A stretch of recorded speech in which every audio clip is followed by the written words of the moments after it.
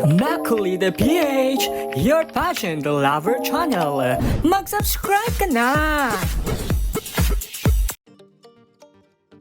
GMA actress, Binibining Pilipinas 2022 first runner-up at Miss Planet International Philippines 2022 na si Herlaine Hipon Budol ay muling naging usap-usapan sa mundo ng pageantry matapos ang kanyang nakakatuwang komen tungkol sa MGI All-Stars.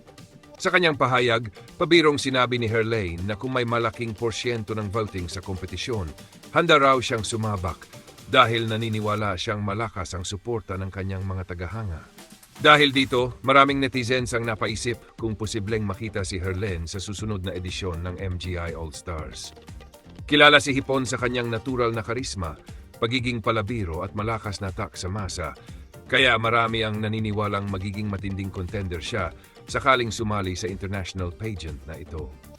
Bagamat tila biro lamang ang kanyang pahayag, hindi may kakailan na agad itong umani ng atensyon online.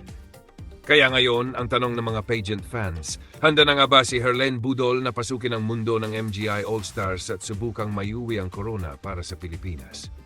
Abangan natin.